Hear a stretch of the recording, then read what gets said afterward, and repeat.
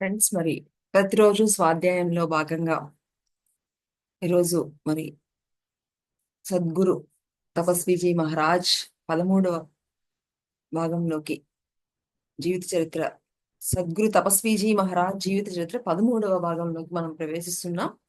మరి ప్రారంభించుకునే ముందు గురువులందరికీ, మనందరి గురువు డాక్టర్ బ్రహ్మర్షి పితామహ పత్రిజీ గారికి, గురువులందరికీ, దివ్యాత్మ స్వరూపులకి, విశ్వానికి మన యొక్క ఆత్మ ప్రణామములు తెలియజేసుకుంటూ, మరి ఈ యొక్క జ్ఞానాన్ని మనందరిలోకి మరి తీసుకోవడానికి కావలసినటువంటి శక్తిని, స్థితిని అందించవలసిందిగా కోరుకుంటూ ప్రారంభించుకుందాం.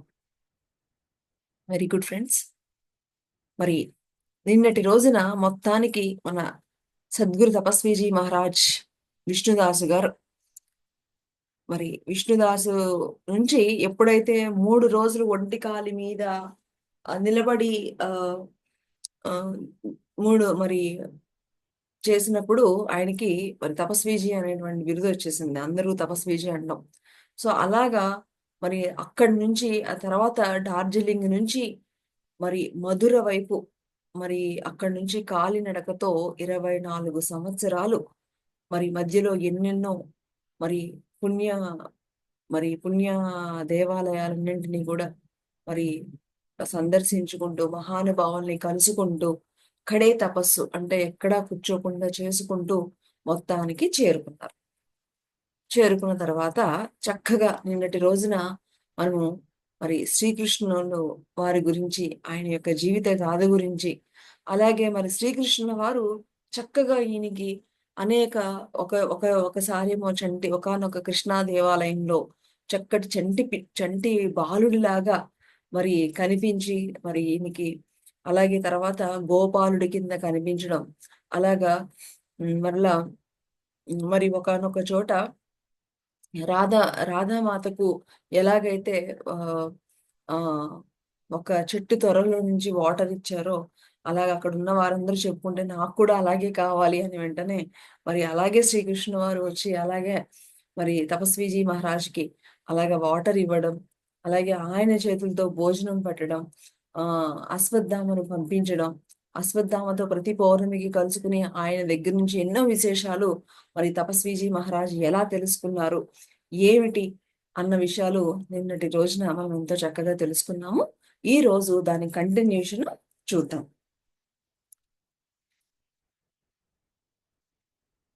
మరి శ్రీకృష్ణ పరమాత్మ గురునానక్ అశ్వత్థామను ఆదేశాలను అనుసరించి మరి కోట్బాను అనేటువంటి అరణ్యం చేరుకునేందుకు తూర్పు దిశగా మరి అక్కడి నుంచి ప్రయాణిస్తున్నారు.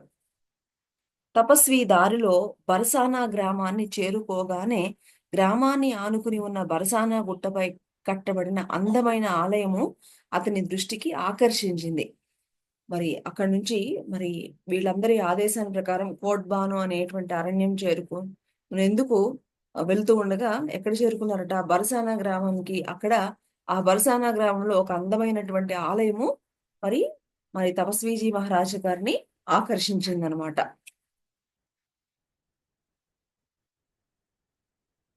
మెట్లు ఎక్కి ఆలయంలో ప్రవేశించారు. అది బ్రహ్మాండమైన పాలరాతి కట్టడం.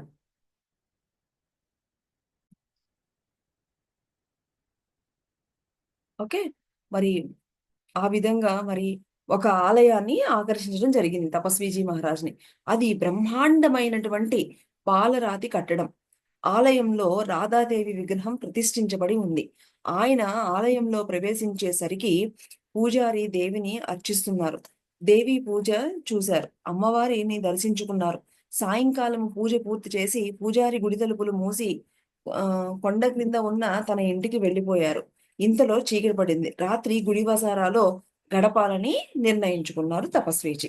సో అక్కడ మరి ఆ బర్సానా అంటేనే మనందరికీ తెలిసిన విషయము, రాధా మాత పుట్టిన ఇల్లు బరసానా.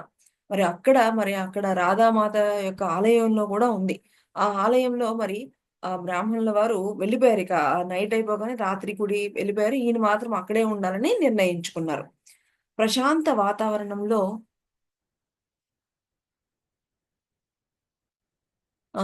ప్రశాంత వాతావరణంలో రాత్రి సౌందర్యాన్ని తిలకిస్తూ కూర్చున్నారు. గుడి తలుపులు మూసి ఉన్న గర్భగుడిలో ఇద్దరు దేవతలు బయటికి వచ్చారు.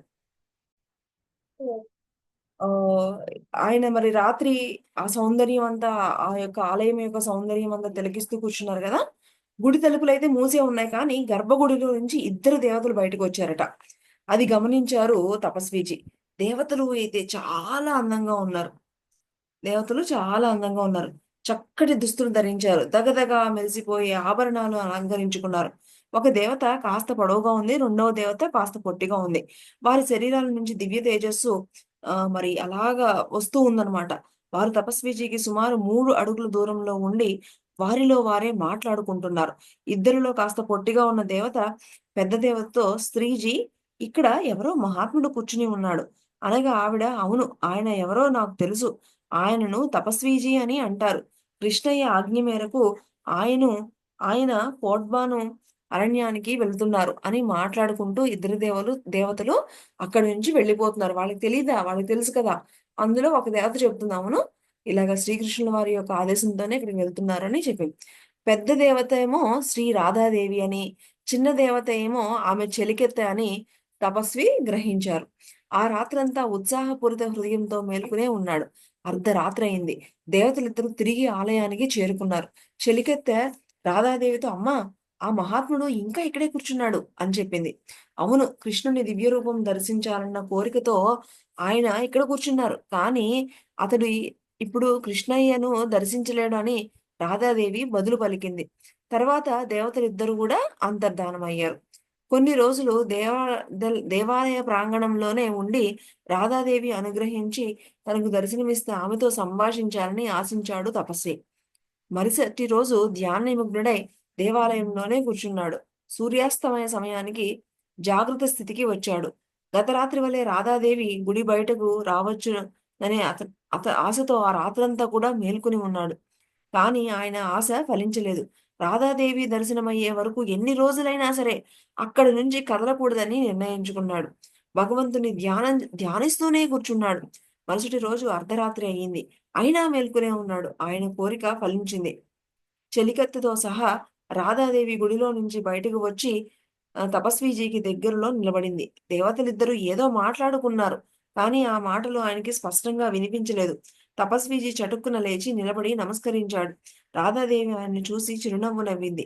శ్రీ రాధాదేవికి సాష్టాంగ నమస్కారం చేయాలని ప్రయత్నించాడు. కానీ ఆయన అవయవాలు ఆయన ఆధీనంలో లేవు. కాలు కదపలేకపోయాడు. స్తంభించిపోయి నిలబడిపోయాడు. రాధాదేవి శక్తి అంత మహత్తరమైనది. కుడి చేయి ఎత్తి కొరడు బారిపోయిన ఎడమ చేతికి జోడించి, "జననీ ప్రణామాలు" అని వినయంగా అన్నాడు. "మహాత్మా, ఏమిటి మీ కోరిక?" అని అడిగింది రాధాదేవి. "అమ్మా, కృష్ణ పరమాత్మ దివ్యమంగళ రూపం చూడాలని ఉంది. ఆ రూపంలో పరమాత్మ దర్శనం నాకు లభించేందుకు సహాయం చేయండి తల్లి" అని వినయంగా అర్థించాడు. "ముందు నువ్వు కోట్బాను అరణ్యానికి వెళ్లి అక్కడ నివాసం ఏర్పరచుకో. నీకు అక్కడ కృష్ణయ్య దర్శనమవుతుంది" అని బదులు చెప్పి రాధాదేవి తన చెలికెత్తెను తీసుకుని వెళ్ళిపోయింది. దేవతలిద్దరూ నడిచి వెళుతూ ఉంటే వారి శరీరాల నుంచి దివ్య కాంతులు వ్యాపిస్తున్నాయి. ఆ కాంతులు తపస్వీజీకి ప్రస్ఫుటంగా కనిపిస్తున్నాయి.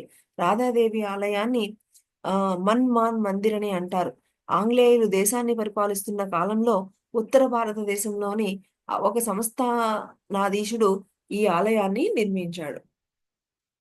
మరి శ్రీకృష్ణుల వారు మరి చెప్పిన విధంగా కోట్బాను అనేటువంటి అరణ్యవాసానికి వెళ్తూ ఉన్నప్పుడు దారిలో బరసానా అనేటువంటి గ్రామంలో ఆగడం జరిగింది.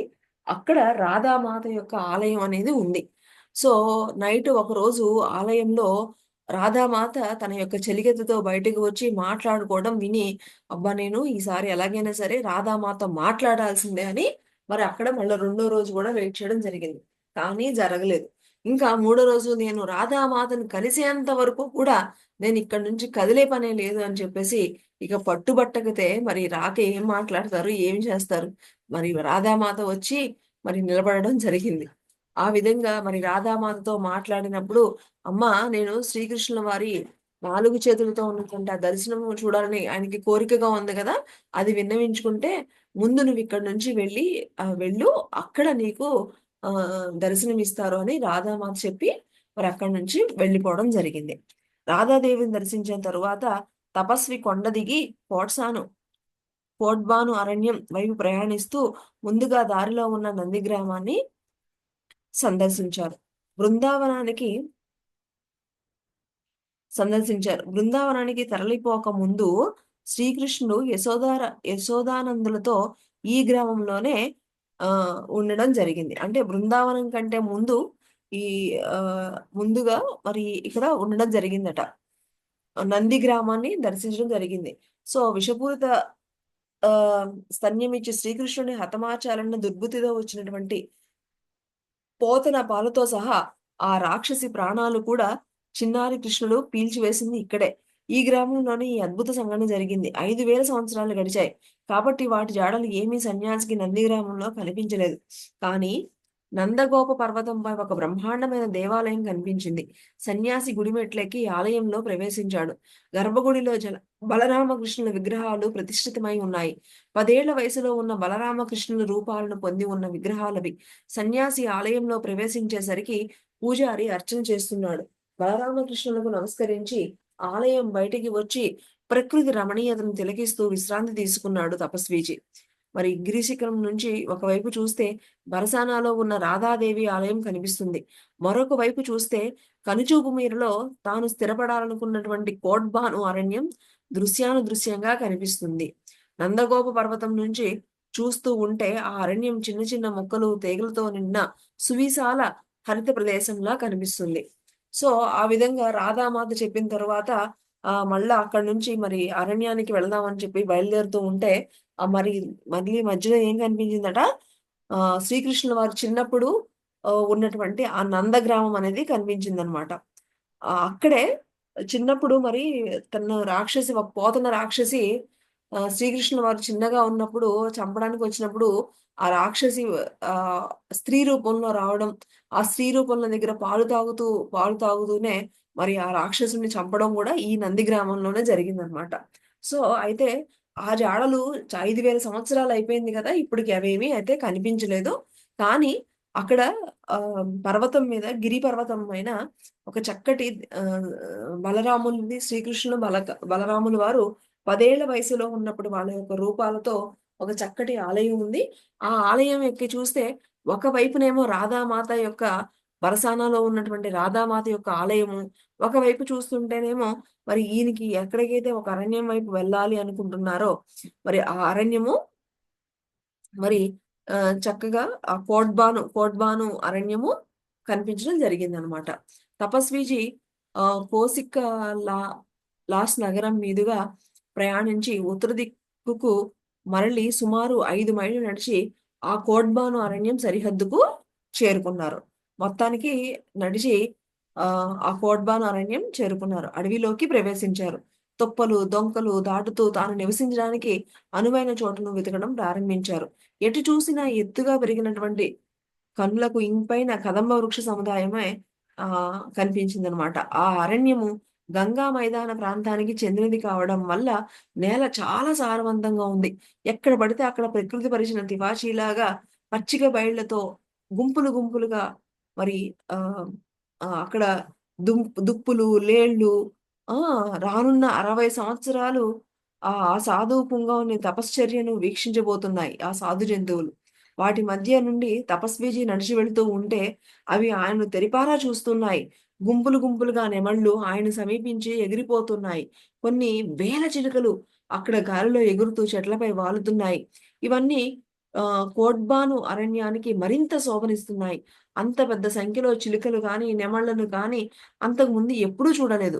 వన్యమృగాల స్వేచ్ఛా విహారాలు, కోయిల శ్రావ్య పూజితాలు, మయూరాల ఉయ్యారి నడకలు తిలకిస్తూ అద్భుతమైన సౌందర్యాన్ని ఆస్వాదిస్తూ అనువైన స్థలం కోసం చక్కగా అన్వేషిస్తున్నారు తపస్వీజీ.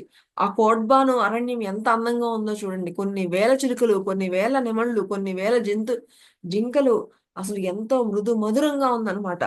వెతకగా చివరకు ఆయనకి మట్టితో కట్టిన ఒక పురాతన కుటీరం కనిపించింది. అది కొద్దిగా ఎత్తైన ప్రదేశంలో ఉంది. బహుశా ఇంతకు ముందు అక్కడ తపస్సు చేసుకున్న ఋషి ఎవరైనా దాన్ని నిర్మించి ఉంటారు. గోడలు మందంగా దిట్టంగా ఉన్నాయి. కుటీరానికి పైన మిద్దె, దానిపైన పరిచిన ఆకులు ఉన్నాయి. అతను ఆ కుటీరంలోకి ప్రవేశించారు. మొత్తానికి ఆల్రెడీ అంతకుముందు ఎవరో ఉన్నటువంటి ఒక కుటీరము కనిపించింది. కుటీరానికి 2 గదులు ఉన్నాయి. మండు వేసవిలో కూడా ఆ గదిలో వేడిగాలి చొరబడదు. ఆశ్రమానికి దగ్గరలో చక్కగా ఒక కొలను కూడా ఉంది.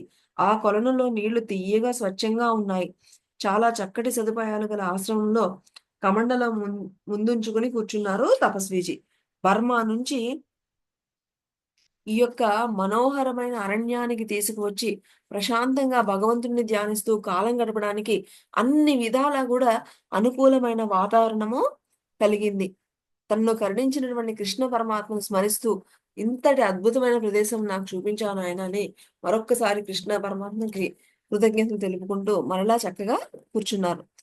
తపోధనలో నిశ్చల సమాధికి కావలసినటువంటి పరిసరాలు ఉండడానికి కావలసిన నివాసం శ్రీ శంకర భగవత్పాదాచార్యులు వర్ణిస్తారు. చెట్టు నీడన నివాసం దేవతా మందిరం, కటిక నేలయే శయ్య, జింక చర్మమే కట్టుబట్ట, సమస్త భోగాలు విడిచిపెట్టిన సర్వసంగ పరిత్యాగికి వైరాగ్యం అన్నింటితోనూ అన్ని సుఖాలతోనూ సమానమని ఆది శంకరాచార్యులు చెప్పినట్లు ఆయనకి ఏమీ లేవు. కానీ అదే ఆయనకి అలా ఉండడమే ఆయనకి సుఖం.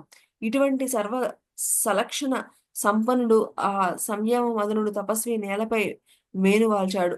కాళ్ళు చాపుకుని సుఖంగా నిద్రపోయాడు. అలవాటు ప్రకారము ఆ మరుసటి రోజు ఉదయాన్నే లేచి కాలకృత్యాలు తీర్చుకుని పక్కనున్న కొలంలో స్నానం చేసి ఆశ్రమానికి వచ్చి భగవంతుడి ధ్యానంలో నిమగ్నమై కూర్చున్నాడు. అంతకంటే ఆయన చేసేది కానీ చెయ్యవలసింది కానీ మరొకటి ఏమీ లేదు. మధ్యాహ్నం అయింది. కుటీరం బయటికి వచ్చి కూర్చున్నాడు. ఇంతలో ఆ దారిని వెళ్తున్న ఒక రైతు సన్యాసిని చూశాడు. సాధువులన్నా సన్యాసులన్నా అతనికి ఎంతో గౌరవం. సన్యాసిని సమీపించారు. పాదాభివందనం చేశాడు. మహాత్మా, నాకు కలిగిన కాస్త కలో గంజో తమకు సమర్పించుకోవచ్చా అని ఎంతో వినయంగా అడిగాడు. కుమారా, నీకు దయ ఉంటే కాస్త తెచ్చిపెట్టు అని అన్నాడు సన్యాసి. తపస్వీజీ చక్కగా ఆయన ఆ కుటీరంలో చక్కగా స్నానం చేసి చక్కగా ధ్యానం చేసుకుని మధ్యాహ్నం అవగానే బయటికి రాగానే ఆయన ఏం వండుకోకుండా ఏమీ చేయకుండా ఒక చక్కగా ఒక అతను వచ్చి ఆ చాలా వినయంతో ఒక రైతు వచ్చి ఇలాగా నేను మీకు తీసుకురావచ్చు అంటే నాయన నాకెంతో సంతోషం, తీసుకురా నాయన అని చెప్పడం జరిగింది. రైతు నివసిస్తున్న కోట్బాను గ్రామము అక్కడికి కోసు దూరంలో ఉంది. రైతు చటుక్కున ఇంటికి పరిగెత్తుకుని వెళ్ళాడు. గ్రామవాసులందరితోనూ అందరూ వినండి, మన అడవిలో ఉన్న పాత గుడిసె ఇప్పుడు ఖాళీగా లేదు. ఎవరో మహానుభావుడు ఆ గుడిసెలో నివసిస్తున్నాడు అని వార్త మొత్తానికి ఆ రైతు ఆ ఊర్లో ఉన్న వాళ్ళందరికీ కూడా చేరవేశాడు. ఇక కొన్ని రొట్టెలు కూర పట్టుకుని ఆశ్రమానికి తిరిగి వచ్చాడు. ఆ గ్రామంలోని మరికొందరు కూడా పళ్ళాలతో రొట్టెలు కూరలు పట్టుకుని అతడిని అనుసరించారు. తపస్వీజీ గంభీరాకృతి ముఖవర్చిస్తూ చిరునవ్వు చూసి ఆ కోట్బాను గ్రామ ప్రజలు ఆశ్చర్యపోయారు. అందరూ సగౌరవంగా సన్యాసిని సమీపించి, మహాత్మా, మేము మా దగ్గర ఉన్న దాంట్లో కొంత తీసుకువచ్చాం, వాటిని మీరు స్వీకరించాలి అని కోరారు. పల్లె ప్రజలు ఆదర్శపూర్వకంగా తెచ్చిన భోజన పదార్థాలు నింపాదిగా తిని చెయ్యి కడుక్కుని వచ్చి బయట కూర్చున్నాడు సన్యాసి. పెద్ద గడ్డము, జడలు కట్టిన శిరోజాలు గ్రామవాసులకు ఆశ్చర్యం కలిగించాయి. అయితే ఆయన ఎడమ చేయి ఎల్లప్పుడూ ఎందుకు ఎత్తి పెట్టుకుందో వాళ్ళకి ఇంకా అర్థం కాలేదు. వాళ్ళు సన్యాసిని అనేక ప్రశ్నలు అడిగారు. వాటన్నింటికీ తగిన విధానంగా సమాధానం చెప్పాడు సన్యాసి. శ్రీకృష్ణ పరమాత్మ ఆజ్ఞానుసారము తాను ఈ అడవికి వచ్చి ఈ కుటీరంలో నివసిస్తున్నానని 24 సంవత్సరాల కడే తపస్సు వలన ఆ తపస్సులో ఎడమ చెయ్యి ఎత్తిపట్టి ఉంచడం అనే నియమం వల్ల తపస్సు మొదలు పెట్టినప్పటి నుంచి ముగించే వరకు అలాగే చెయ్యి పైకి ఎత్తి ఉండడం వల్ల ఆ చెయ్యి ఎండిపోయి కొయ్యబారి ఇప్పుడు నిరుపయోగంగా ఉందని వాళ్ళకి చెప్పడం జరిగింది తపస్వీజీ. కడే తపస్సు అంటే ఏమిటో ఆ పిల్ల ప్రజలకు మరి బోధే పడలేదు. కానీ తపస్వి మందహాసవదనం అందరినీ ఆకట్టుకుంది. తమ గ్రామానికి సమీపంలో ఒక మహానుభావుడు నివసిస్తున్నందుకు గ్రామస్తులు ఎంతో ముచ్చటపడ్డారు. అడపాతడపా వచ్చి ఆయన దర్శించుకోవచ్చని ఆనందించారు. ఈ విధంగా దైవీకంగా సంయమించిన సన్యాసి ఉనికి కోట్బాను గ్రామము దాని పరిసర ప్రాంతాల్లో అందరికీ తెలిసిపోయింది. ప్రతిరోజు ఎవరో ఒక పుణ్యాత్ముని వచ్చి స్వామీజీకి భోజనం పెట్టడం, ఆ పల్లె ప్రజలు వారికి తోచిన రీతిన ఆయనకు సేవలు చేయడం మొదలైంది. శ్రీకృష్ణ భగవానుడి దయ వల్ల రోజులు చాలా సుఖంగా గడుస్తున్నాయి. కోట్బాల గ్రామ వాసులకు సన్యాసి సత్సంగము, సన్యాసి గ్రామ ప్రజల యొక్క సపర్యలు ఎంతో అద్భుతంగా లభించాయి. వీళ్ళకి వీళ్ళకేమో చక్కటి మంచి మాటలు చెప్తున్నారు. అలాగే వాళ్ళు కూడా మరి ఎంతో చక్కగా అన్ని సేవలు చేయడం అనేది జరిగిందనమాట. మరి కోడ్బా కోడ్బాను అరణ్యంలో భగవాన్ ధ్యానంలో కాలం గడుపుతున్న సన్యాసి కొద్ది రోజులు గడిచాయి. సన్యాసి ఏకాంత జీవితంలో ఒక అద్భుత సంఘటన జరిగింది. ఆ సంఘటన సన్యాసి జీవితంలో ఒక వింత పరిణామానికి దారితీసింది. ఒకరోజు ఉదయము సన్యాసి ధ్యానం చేసుకుంటూ ఉండగా ఆకాశం నుంచి ఆయనకి ఒక వింత శబ్దం వినిపించింది. ఆకాశవాణి, "ఓ మహాత్మా, నీ తల్లి మళ్ళా స్త్రీ జన్మనెత్తి ఒక రైతు కూలీగా ఈ ప్రాంతంలోనే నివసిస్తుంది. నువ్వు ఆమెను వెతుక్కుంటూ వెళ్ళు. ఆమె జాడ తెలుసుకో. ఆమెను చాలా సులభంగా గుర్తించగలవు. ఆమెకు నువ్వు జ్ఞానబోధ చెయ్యాలి" అని మరి చెప్పిందనమాట. సో, ఈ విధంగా మరి ఆయన చక్కగా అరణ్యంలో ఉంటే చూడండి, ఆకాశవాణి, "నీ తల్లి మళ్ళా జన్మ తీసుకొని ఇక్కడే ఈ కోడ్బాను ఈ యొక్క ప్రాంతంలోనే మరి ఒక అమ్మాయి కింద పుట్టింది. నువ్వు తెలుసుకొని మీ అమ్మకి నువ్వే జ్ఞానబోధ చేయాలి. నువ్వు ఆమెని వెతుక్కుంటూ వెళ్ళు" అని ఆకాశవాణి వినిపించిందనమాట. ఆకాశవాణి మాటలు విని సన్యాసికి ఆశ్చర్యం కలిగి దిక్కున లేచాడు. కోట్వాను అరణ్యానికి ఆనుకుని ఉన్న పొలంలోకి వెళ్ళాడు. అప్పటికి రైతులు పొలం పనికి ఇంకా రాలేదు. కొంతసేపు వేచి ఉన్నాడు. అంతలో రైతులు, కూలీలు గుంపులు గుంపులుగా పొలాలకు రావడం మొదలుపెట్టారు. ఎవరి పొలాల్లో వాళ్ళు చక్కగా పనుల్లో దిగారు. పొలాల గట్టపై నడుస్తూ చివరికి ఒక ఏకాంత ప్రదేశంలో తన జొన్న పంటను పాడు చేస్తున్న కోతులను అదిలిస్తున్న ఒక ఆమెను చూశాడు. ఆమెకు అతి సమీపంగా వెళ్లి కనురెప్పలు వాల్చకుండా ఆమెను పరీక్షగా చూసి, "అమ్మా" అని పలకరించాడు. ఆమె తల ఎత్తి ఆయనకు తెరిపారా చూసింది. నవ్వుతూ అమ్మా అని పిలిచాడు. ఆమె వయస్సు సుమారు 50 సంవత్సరాలుంటుంది. యవ్వనం దాటి వార్ధక్యంలో అడుగుపెట్టినా ఆమె ఏపుగా, దృఢంగా, ఆరోగ్యంగా ఉంది. ఆమె సమాధానం చెప్పలేదు. సుమారు 3 నిమిషాల పాటు తదేక దృష్టితో ఆయనను ఆదరంగా ఆహ్, చూస్తూ నిలబడింది. ఆమె ముఖం వికసించింది. ఒక అనిర్వచనీయమైన ఆనందభూతితో ఆమె పరవశించిపోయింది. సన్యాసికి అతి దగ్గరగా వెళ్ళింది. తెలియని ఏ ఆవేశంతోనో ఆ మాతృమూర్తి సన్యాసిని గాఢంగా ఆలింగనం చేసుకుంది.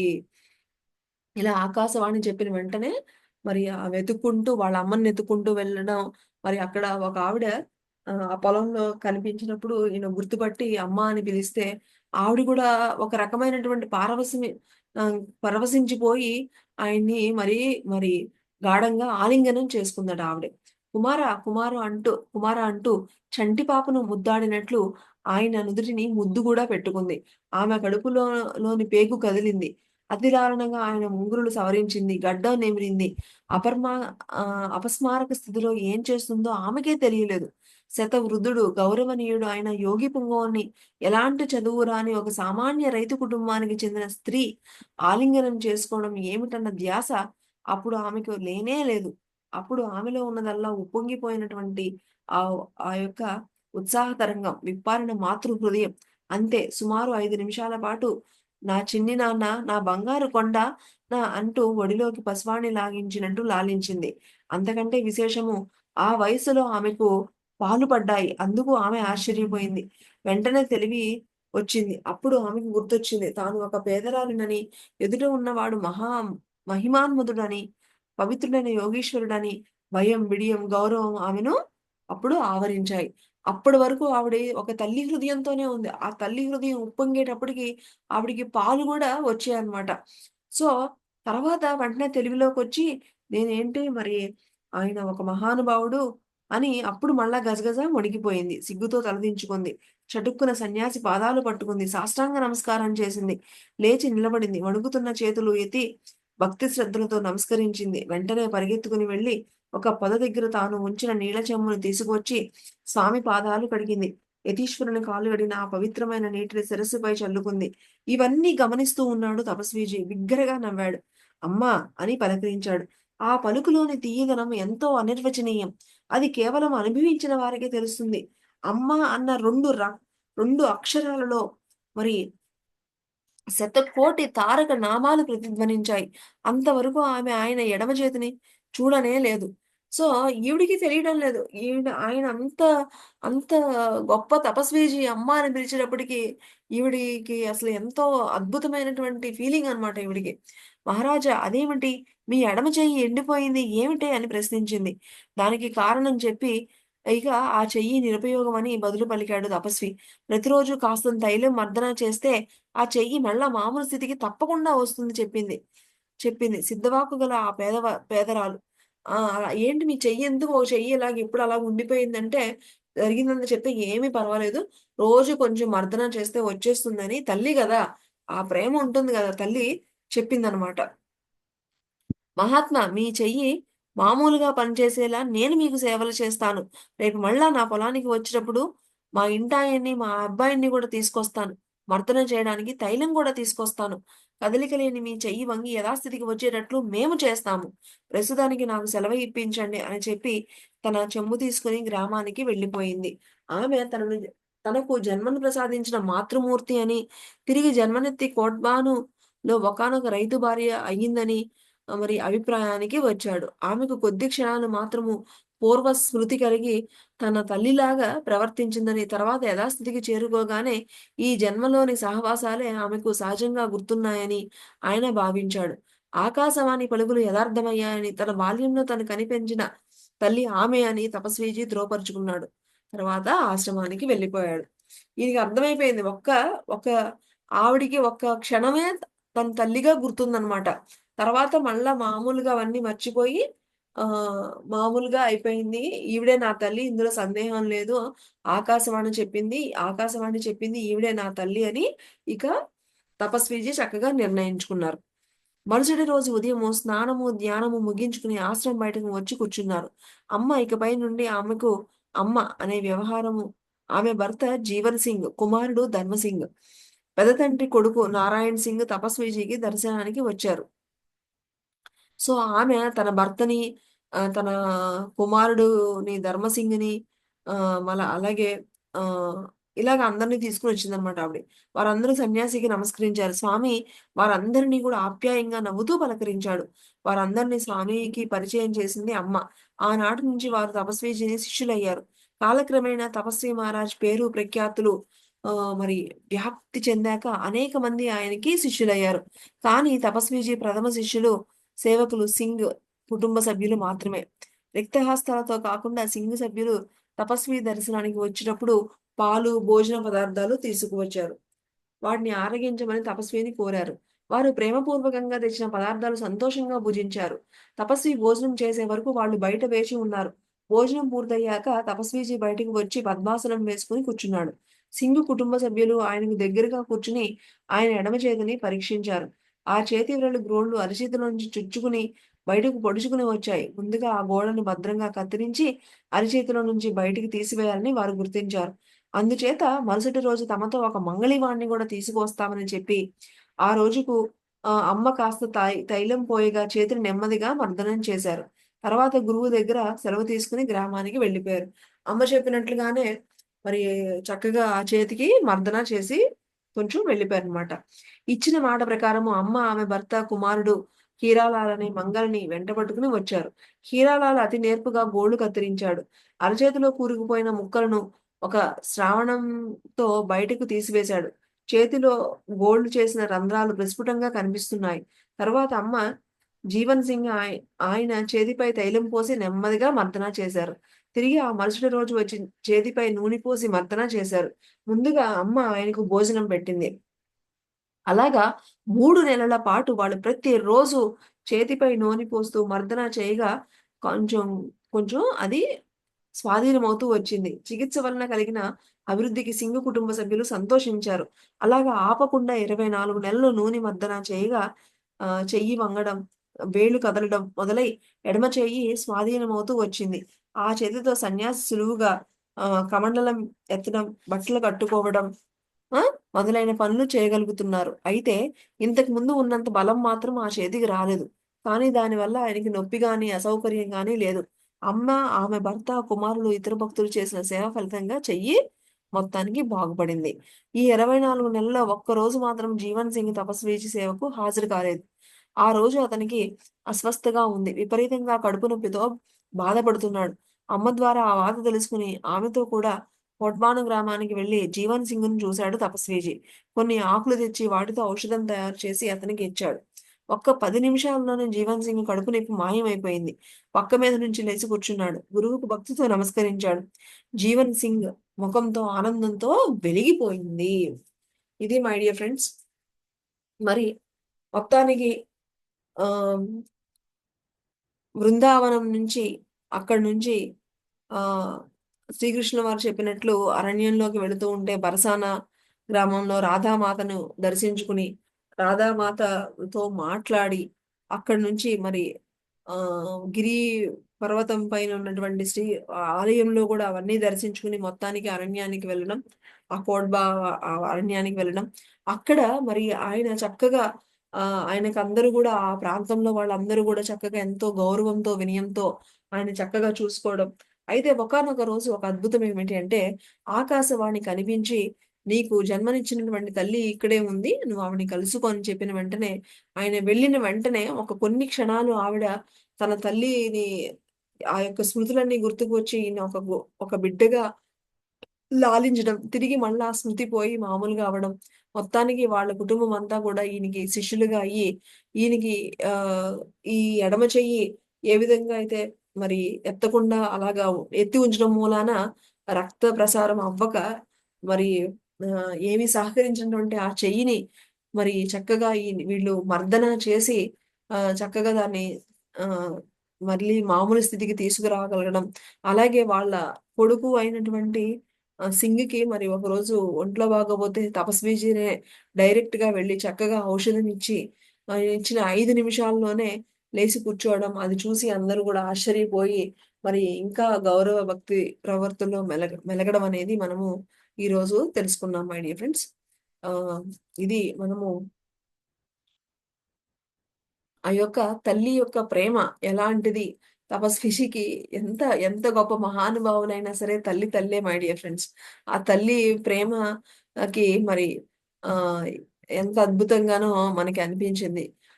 అలాగే మరి తపస్వీజీకి ఆ చెయ్యి గూడా మరి ఆ తపస్సు కోసం, ఆ కడే తపస్సు కోసం పూర్తిగా మరి సహకరించినటువంటి చెయ్యి మళ్ళా మామూలు స్థితికి రావడం గూడా మరి అందుకు అందరూ గూడా సహకరించడం అనేది మరి మహానుభావులకి వాళ్ళు తపస్సు చేసుకుంటూ ఉంటే వాళ్ళకి ఏవైతే కావాలో అవన్నీ గూడా వాళ్ళకి ఆహారం కానివ్వండి, ఆయనకి కావాల్సినటువంటి సేవ కానివ్వండి, ఆయన చెయ్యి మరి ఏమాత్రం సహకరించిన చెయ్యిని చక్కగా వాళ్ళే మసాజ్ చేసి ఆ!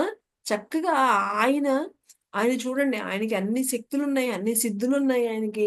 కానీ ఎప్పుడూ ఆయన శక్తిని ఆయన చేతికి కావాలని ఎప్పుడూ ఆయన అడగలేదు. చూసారా? మరి మహానుభావులు ఎప్పుడు గూడా సిద్ధుల్ని ఉపయోగించుకోరని మనకిక్కడ తెలుస్తూ ఉంది. సో, అలాగా మహానుభావులు అంటే ఎలా ఉంటారు? వాళ్ళు ఎలా జీవిస్తారు? అనే విషయాలు మనం ఎంత చక్కగా తెలుసుకున్నాం మై డియర్ ఫ్రెండ్స్. మరి ఇంతటి జ్ఞానాన్ని అందించినటువంటి గురువులకు, దివ్యులకు, విశ్వానికి మరి మహా మరి గురువులందరికీ గూడా మరి తపస్వి మహారాజ్‌కి మరొక్కసారి హృదయ లోతు నుంచి కృతజ్ఞతలు తెలుపుకుంటూ రేపటి స్వాధ్యాయంలో కలుసుకుందాం. Thank you.